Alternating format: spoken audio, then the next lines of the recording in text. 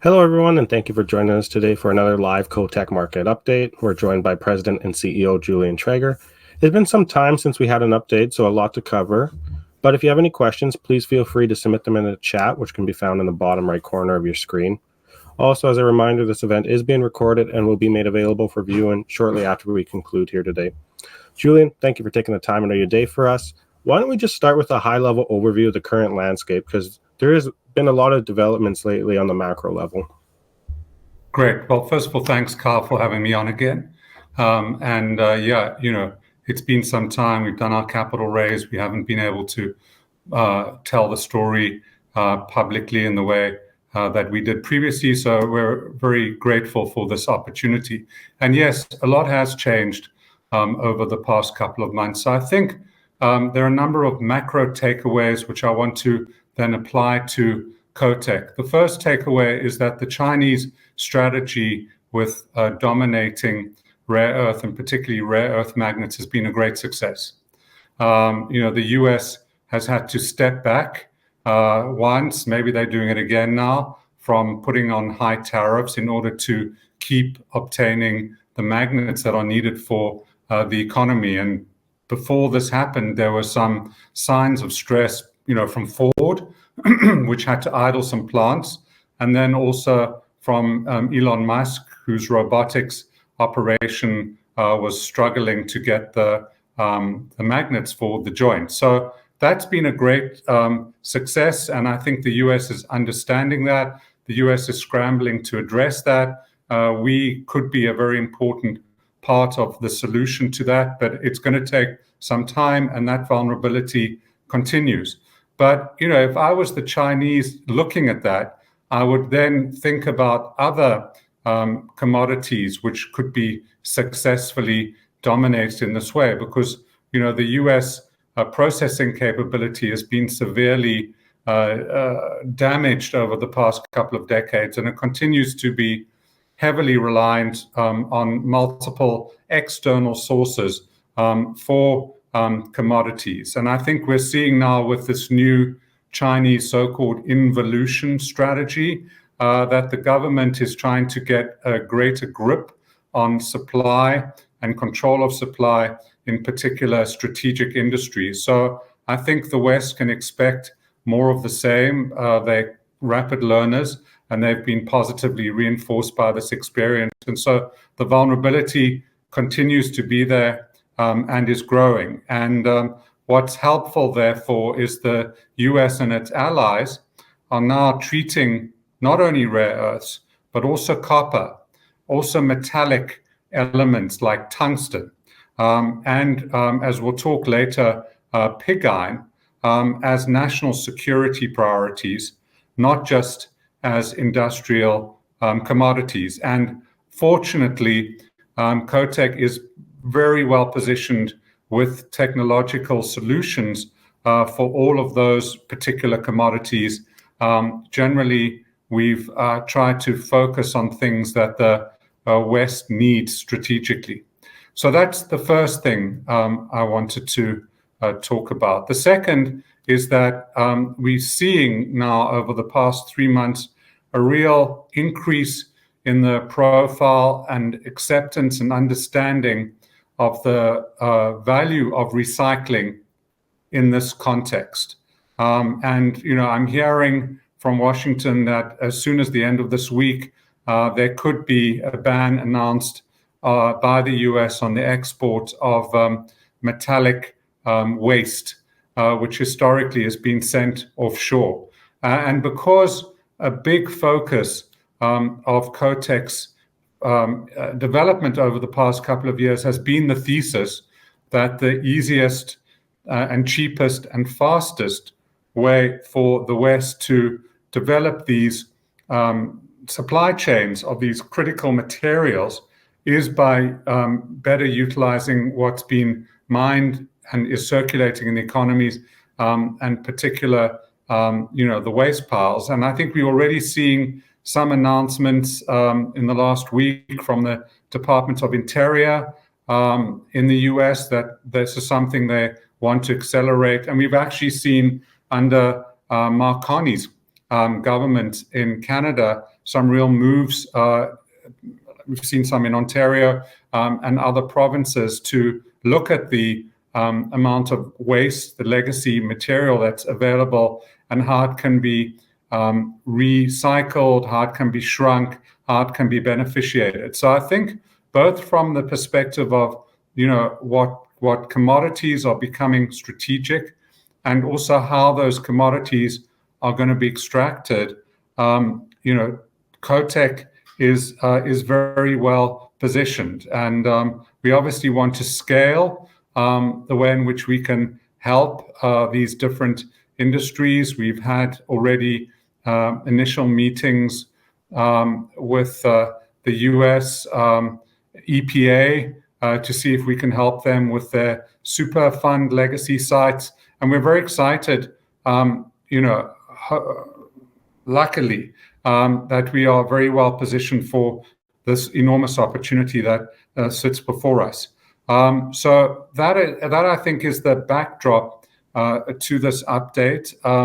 And then obviously we can talk about the multi-asset strategy, particularly Hypermag US, which is very, very topical now. The breakthrough copper extraction technology we have in Sabo, which is now in testing, and then the iron ore division, and the way in which we can help to supply the US with what people are increasingly calling military quality steel, which is necessary for the economy. But I think the recycling strategy works well because it allows us to bring material into production in a 2-year period, 2 to 3 years, which is the case for the rare earth magnet recycling technology. And obviously with additional resources from the US government, that could be further accelerated. It's a much easier way of getting commodities out of the earth. It requires less permitting, and ultimately it's cheaper. And we're all about creating value for shareholders. So if that's the background, Carl, would you like me to start then talking through the individual updates, perhaps starting with Hypermag? Yeah, why not? Yeah, I can let you just go on if you'd like, for sure. Okay. So in Hypermag, as you know, we've done a number of different things. So first of all, we are pretty advanced in selecting a site in Dallas-Fort Worth, and detailed engineering is well underway. I think we're 30 to 40% of the engineering has already been developed. We are looking at partnerships with different types of players, particularly on the offtake with larger corporations. We're spending money in a very judicious fashion, so we don't have huge amounts of capital, but there's a strong owners team already in place in Tampa with Pegasus, and you'll see in the coming weeks and months generally for CoTec, we're going to be strengthening our bench with appointing new talents. And we are thinking about how in due course we can monetize this opportunity. We have finished financing data rooms, so they're complete, and we're starting the discussions with different particular sources of finance. Obviously, on that front, we've received the $92 million letter of interest from the Export-Import Bank, which is a strong sign of support. We're still waiting to see what happens with the Department of Defense. We've seen the beginnings of the DoD starting to allocate capital. They allocated some capital, I think last week, to a new tungsten project. So we're hopeful that they're starting to process the opportunity set we're seeing. And obviously, most importantly, we've signed, which was big news last week, our first FEED arrangement with Intelligent Lifecycle Solutions, or ILS. So that secures an HDD-sourced magnet material, which we can start to recycle. it gives us access to pre-processing infrastructure, both in South Carolina and Nevada, and it adds traceability, supply chain resilience, and obviously improves our project finance readiness. And you should expect other announcements over the coming months.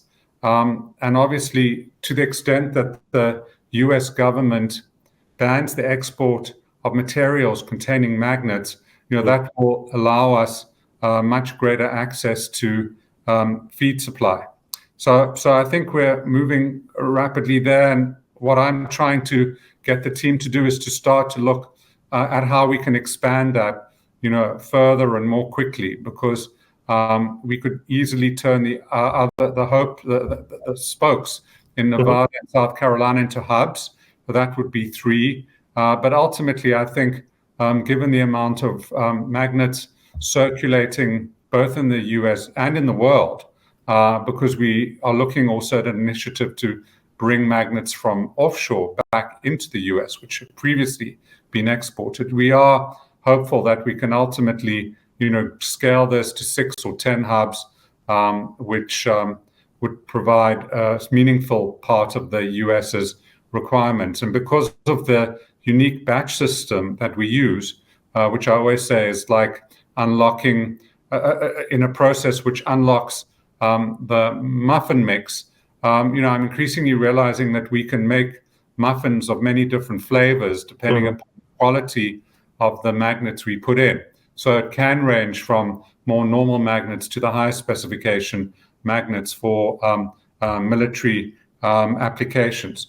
And then obviously that's our US operation, but we own 20% of Magneto globally. So in the UK, the pilot plant has produced over 5,000 magnets, and that's been validated by GKN and ZF. So that proves the scalability and the technical performance and de-risks the issues that people might think are around this process. And, we are in discussions with off-takers and OEMs that are being affected by the Chinese magnet restrictions. And of course, we are engaging with the administration, particularly following the MP materials and Apple announcements, to explain to them that,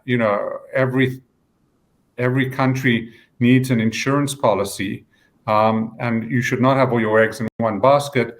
And our technology can bring magnet production online quicker than MP, but also with lower risk because it requires many less steps than their process, and at a very on an economic basis. And I think they are realizing that that's an important necessity.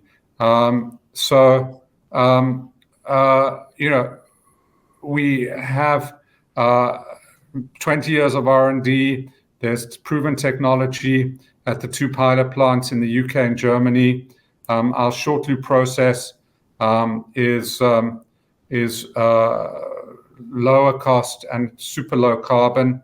And more importantly, with the upgraded Inserma units that we use to initially cut out the magnets, we can do a magnet in under 3 seconds. So the scalability is there, and we're very excited about this and scaling it. So do you want to ask questions on this in particular? Yeah, there's actually a question in the chat that is a good one, follow-up regarding the muffin mix and the ingredients. Ian has a question here. With Hypermag, presume all recycled batches are different. Does disoprosum and terbium need to be added to make different magnet grades? If so, where does the disoprosum and terbium come from? Does it have to be bought in? Yeah, well, I mean, that is a good question. Most of the material that we need for recycling the magnets we can do from the initial magnet mix, but there is a small element of rare earths which will have to be added to the mix, and we are in discussions with suppliers of those, and we will be needing to buy those in. But it's not a large proportion, particularly compared to other processes, which need almost all individual elements to be separately processed. And this is a good opportunity to remind people to continue to submit questions. There's already quite a few. I'm just going to try and do them in the most logical order here. So there's another question regarding Hypermag. Are any of the Hypermag supply or offtake partners well-known names? Can you highlight any names you're in discussions with? We are in discussions with very well-known names, but those discussions, as you would expect, are super confidential. So you'll have to keep watching the space. But you wouldn't, in terms of the suppliers of the e-waste, generally you wouldn't recognize those names because it's an industry that's not that well known. But where we are talking to OEMs or competitors to Apple, for instance, obviously those will be names with much wider recognition. And then the off-takers are clearly, the US primes, the automotive companies, etc. So, we're engaging with a wide variety of partners, and we're very open to partnerships. And I think the MP Apple transaction shows that these partnerships is going to be the way in which these opportunities evolve. So yes, we're engaged on a number of fronts on that theme. You kind of already addressed that just now, but there is a question regarding that. Does the ILS deal, is it a one-off or a template for new deals? Will other feedstock suppliers also be stockpiling from you? So there's two questions there. Well, I think it's a template for a transaction, but obviously all transactions are different. But it is a basis which we will use to compare. And there'll be some people who already have stockpiles, which we are working with. There'll be other people who will be stockpiling. So there'll be different methods. But our expectation is that we will have, well over half of the feedstock for the first hub secured before we take the decision to proceed with it. So we are going to be ramping up these discussions over the next couple of months ahead of the decision to proceed. And another question here. Do the placement of Inserma units at recycling plants reduce the need for spokes to feed the hubs?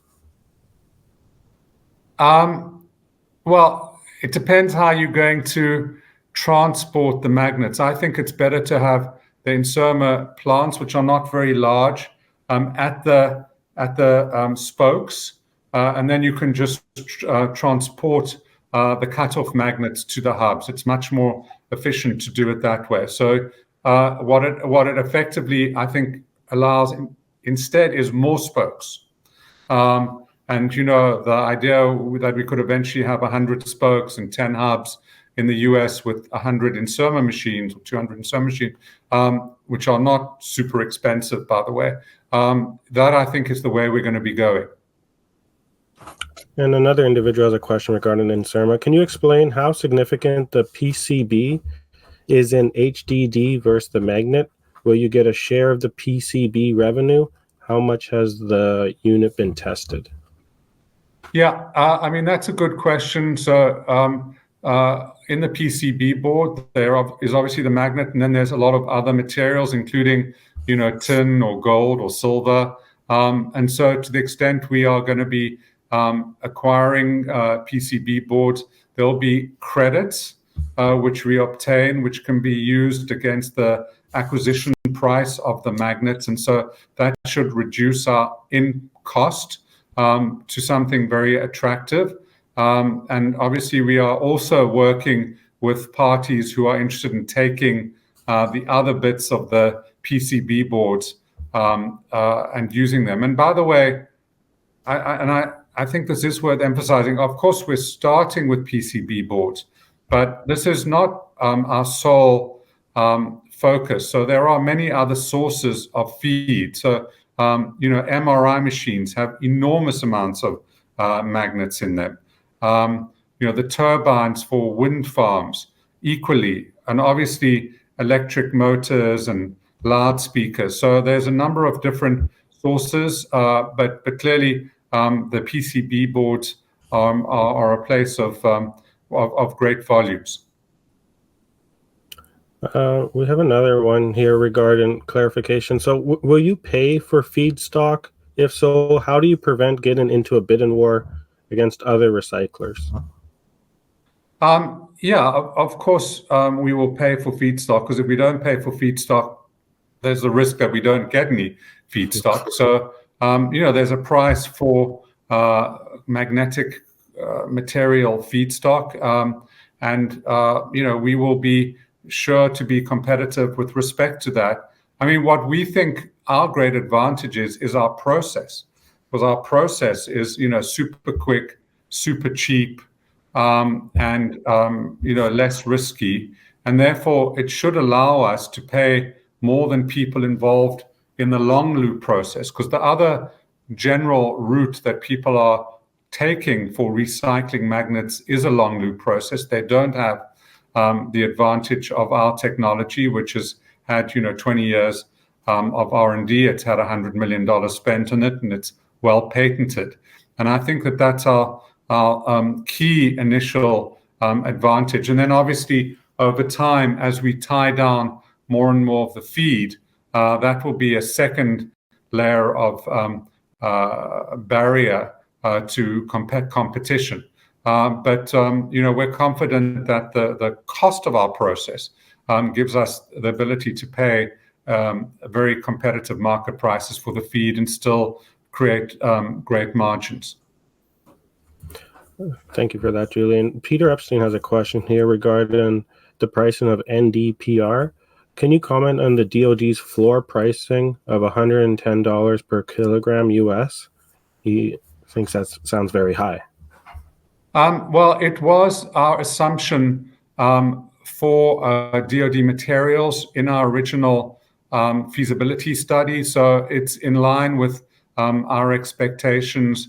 And clearly in the US, there will be the need to guarantee a floor for magnets, because although there has been a tremendous shortage of magnets over the past couple of months, we've also seen the price of magnets come down. So there is an element of predatory pricing by China, which we've seen applied to other commodities like nickel and lithium over the past year or two, which the US government needs to counter. So it's very much in line with our expectations. And we've also seen anecdotal evidence in the markets of people paying higher prices for magnets that are not sourced from China. So I think with magnets and with all the other commodities, I keep telling my team, you can't think of a global price anymore. The era where there was globalization, just in time deliveries and efficient supply is over. What we are going to have now is separate national supply chains, in the US, in Europe, maybe in Japan, certainly in China, and they will have different pricing. And that is a situation which has come about. Most people haven't mentally adapted to that yet, this new reality, but it is a new reality. We are not going back to a world in which there are no tariffs and everything is hunky-dory, unfortunately. Oh. So there will be different pricing for copper. There'll be different pricing for high-quality steel inputs in the US. There'll be different pricing for magnets and also for vanadium, manganese, tungsten. All of those, by the way, benefit CoTec, because we have the unique technologies to unlock those commodities in the US. And we're very excited also about the implications for a mag iron. And maybe, Carl, that's a segue for me to just talk about things that are happening in the iron ore division. I'm obviously happy to come back at the end to. No, yeah, definitely. Take it. Take the reins here because questions just keep coming in. So when you see a tangent, you just take it. Okay. Well, I mean, we are also involved with iron and copper. So on the iron ore front, the drilling at Lac Chenin, which is our project in Quebec, begins in August.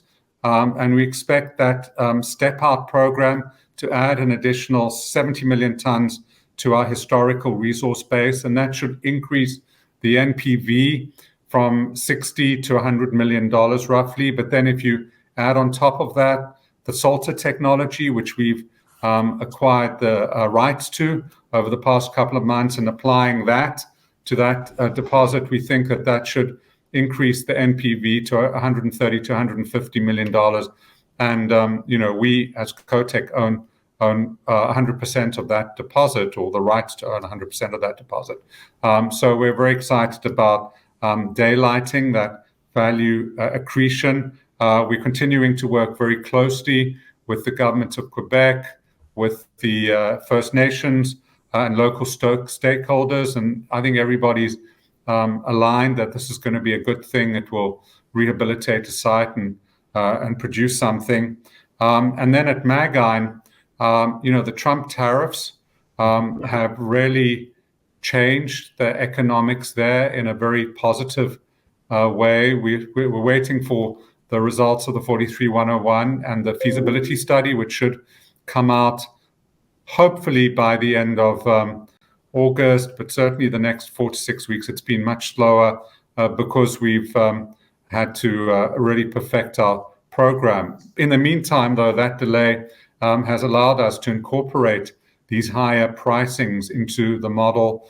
And so we're confident that the value that's going to be shown just for the first pelletizing phase is, well north of $500 million. Could be $1 billion, could be much higher. But also the fact that tariffs are going to be applied to pig iron. And we are, by the way, actively raising the issue of domestic pig iron supply in Washington with the decision makers, because it's important that the US has control of its own domestic pig iron production, which they don't have at the moment. And 70% of it is, I believe, imported from Brazil, which is obviously going to be subject to very high tariffs. But the economic implications for the pig iron strategy, which we're starting to explore, is really super positive. And there you're looking at a multi-billion-dollar NPV. But let's wait for the studies to come out, and we'll be able to have another call like this to talk about what the implications are. And then on the copper front, we are actively testing ore samples using Sabo's technology across different deposits. And once we finish doing that testing, then we can do deals with the owners of those sites. And so we continue to be hopeful that we'll announce our first copper deal or deals in this half of the year, which will allow us to start to establish, the CoTec copper division, which we're very well prepared for. So there's progress behind the scenes and lots to look forward to on both of those fronts. As I said, we're also engaging with the DFC, with the Export-Import Bank, the State Department, the DOD, the Department of Interior, and the EPA, talking to them about, Hypermag, obviously, most importantly, but also the way in which our technologies can unlock the stockpiles which exist in waste in the US. That should help with the policy of federal onshoring and creating stockpiles strategically in the US. We think we are well positioned. So that's an overview, but happy to take questions. Yeah, there's a lot of threads to pull on here. There's one question about stable, so I'm going to go in that route. You already talked about when to expect to announce a deal, but the individual is also wondering how many mines have been tested and for how long. So, how long do they have to test them for? And if you're allowed to disclose, how many people are currently testing the technology? Well, I mean, as far as I know at the moment, it's maybe 5 to 10 different mines are testing the materials, and I've seen some results from 4 months, which are quite positive. We ourselves are involved in one or two of those, but we're also engaged in exploring 4 or 5 new opportunities and getting the samples over to them. Thank you. We'll go to Salter now because there's one question regarding that one. The improvement from applying Salter seems to improve the economics greatly, 30 to 50%. Can you explain why such a high increase? Well, because Salter is very good for ultrafine materials. They're very difficult to deal with otherwise. So when we, concentrate those and then include them in the recoveries, you get a much higher recovery, and therefore you get a higher NPV. And so, as I said, in Lakshanine, we think that should take our NPV from roughly 100 million to 130 to 150. So it's a neat way to capture that material which would otherwise have been wasted. Thank you. Okay, we'll get back to Hypermag because there's a lot of questions still. Where should I start? Is the outcome of the scale up commercial recycling at Hypermag UK something that is holding up agreements with offtakes, government grants, financings? Like, are people waiting for more proof of concept? I mean, I think there has been, a lot of production, and the Hypermag UK is moving ahead with their further scale up. But I'm sure people are waiting to see the results of that, both in the UK and Germany. From our perspective, from the Hypermag US perspective, we find those two operations very helpful because we can show that they already are operating and they are producing thousands of magnets. But potentially in the European context, there are other discussions going on. Okay, I got one question here and then a lot regarding financings and stuff. So, how much competition is there for HDD supply? Do others have equivalent Inserma pre-processing technologies? So if you can talk about the competitive landscape a bit. I mean, there are quite a few competitors, obviously, who are appearing because it's a clear need. As far as we're aware, almost all of them use the long loop process. It's much more complicated for them, and they also don't have the right to the Inserma machinery. So removing magnets like manually from waste is super time consuming and expensive and puts the competitors at a disadvantage. So as I said, I think we have two advantages. One is the Inserma technology, and second is our own technology, which I think serves us well. For Hypermag, will CoTec consider an acceleration in IPO planning? I think we will start to look at that, but if CoTec, for CoTec itself, you mean, or Hypermag? For Hypermag. For Hypermag, I think if CoTec had like rare earth or magnets in its name, it would be hyped much more and at a much higher valuation, I'm sure. But our philosophy is to underpromise and overdeliver. And what I would like to do is really look at how we can scale what we have already. Ideally, we could, do a second hub in the second half of this year, at least announce that we're studying it, and then do another one early next year. We also need to see the results of the discussions with the US government. And I'd really like to look at potentially doing something like that when we are at or very close to production, because historically there have been lots of things. I was just talking to somebody 2 days ago about a recycling business which had huge potential, was de-SPAC, was worth billions of dollars, and then went bankrupt.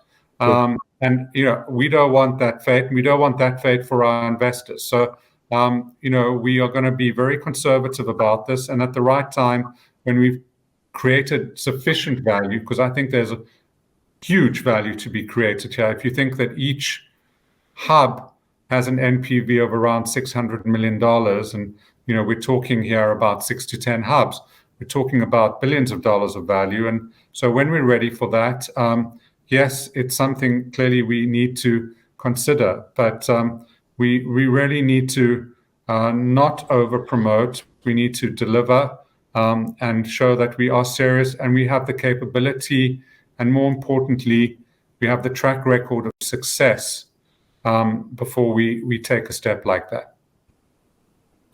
I think quite a few of the questions are really asking the same as what Peter's asking here. Might Hypermag be funded without the need for CoTec to raise additional equity capital? Well, I think that's certainly the idea that we are pursuing in the first instance. Based on the initial economics, the first hub was $135, $150 million, and we've got this invitation from Export-Import Bank for $92 million. So that already suggests not a very high equity need. And I think an easier way for us to fund the business is to do offtake deals, which are with pre-funding, or to sell a small shareholding in a particular hub to people for whom that hub is going to be very meaningful. So those are the routes that we are going to consider in the first instance, absent, of course, another possibility, which is a very large grant directly from the U.S. government. So we don't see the rollout of the various hubs being a big drain on CoTec, and clearly, as a significant shareholder, together with the other members of the board, we will want to make sure that our current shares are worth as much as possible. Is there any further color you could provide on the grants, developments on that front at all? No, because we can't really discuss them. They're in process. So we just got to wait and see and be diligent. But we are becoming aware of additional pots of capital available in Washington. So we will be exploring those as well. An individual wants to understand the valuation of Hypermag and how much exposure CoTec actually has. I'll read it verbatim here. Hypermag, can you explain the $500 million value for Hypermag for the whole project, as we only own 16%? As I said, each Hypermag hub has an NPV of around $600 million, and we have the first one.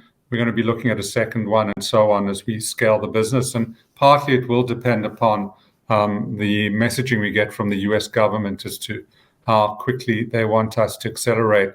CoTec owns 50% directly of that. So of a $600 million first hub, our share of the value would be $300 million. Although clearly with the passing of time and the discounting, that value goes up. So we need to probably, towards the end of the year, update the market as to what the NPV has risen to in the meantime, because you're going to be unlocking 1 year's worth of discount. And then through the other 50% shareholder, which is a company called Mag, we own just over 20% of Mag. So if you add the 50% we own directly and the 20% of the other 50% we own indirectly, you add those together, you're at 60%. Mm-hmm. So if you think today maybe the NPV is $650 million, then 60% of that would be around 390 million, so just under 400 million, and that would be our share for the first hub. The second hub, which will come later, might have a lower NPV because it's further out, and therefore, we'll have to update the market as to what the implications are at the time. Thank you for that. We have a couple questions for lactanine here. Can you comment on the technical risk on lactanine? Is the process an industry standard? Is it very low risk? I'm going to read it verbatim again, but do you understand that question? Yeah, I mean, we're not going to be doing anything really dramatic at the moment in terms of our initial feasibility study and the valuation. The NPV of 100 million is pretty standard stuff. The salter technology, which we would apply on top of that, is well proven in other commodities like tin, and has also been used in other iron situations in Europe. And then if we add on top of that something like our branding solutions technology to create pellets, that's something which is a more early stage in terms of its development. But you may have seen Binding Solutions making some interesting announcements recently about the amount of materials they've been producing with British Steel. But that really is, again, on top of the 130 to 150 million we would get from just creating concentrate using the salter technology. And then Thomas has a question following that. Is CoTec eligible for flow-through private placements regarding its Canadian exploration activities? That I don't know, Carl. We're not doing much Canadian exploration, though. I mean, I think what we are trying to do in Canada is speak to the provinces in Quebec and Ontario to understand what waste sites they have, which are potentially containing significant materials and have large rehabilitation issues. And so we're putting together a short list of those sorts of opportunities in Canada. But we're not, to be clear, doing greenfield exploration. That's not our focus. Of course, there are situations where our technologies could be incorporated into a new mine development to help improve the productivity and efficiency of that mine.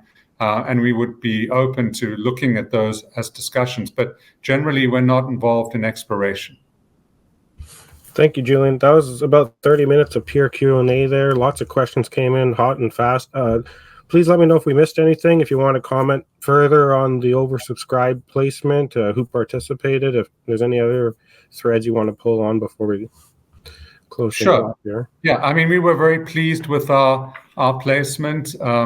We were pleased to bring in a lot of new shareholders. So we expect more liquidity in the stock, particularly after the summer lull. And we have brought in a couple of more institutional type funds. So I think we're on our way in that direction. And we're pleased the stock is trading up well.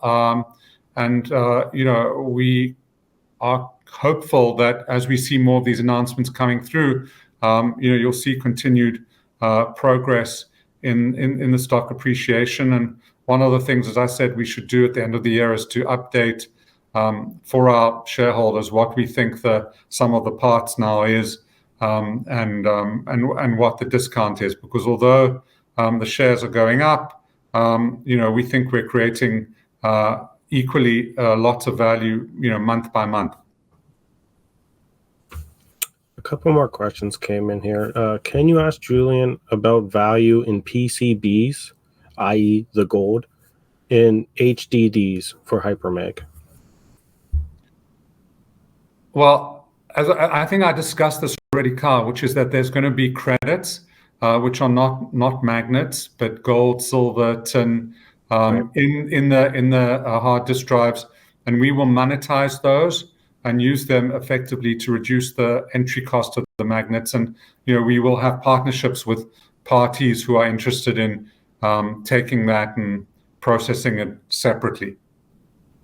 And final question here. What NdPr pricing are you using in the 600 million NPV?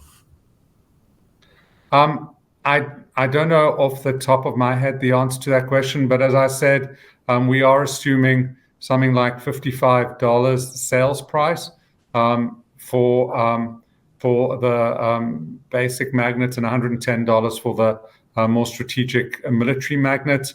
And most of our cost base doesn't come from sourcing rare earths and paying for those. There's a small element of that. But most of it comes from basically recycling the rare earths which are already contained within the magnets that we're going to be recycling.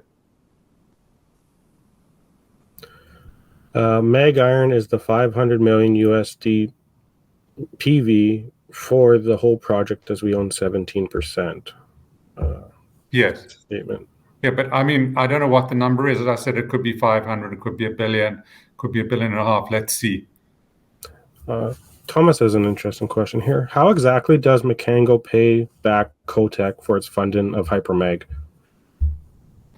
The agreement with Macango is that they will pay us out of the earnings of the operation in the US. So effectively, that means that we will get 100% of the cash flow until they have paid back the money that we are advancing for their share.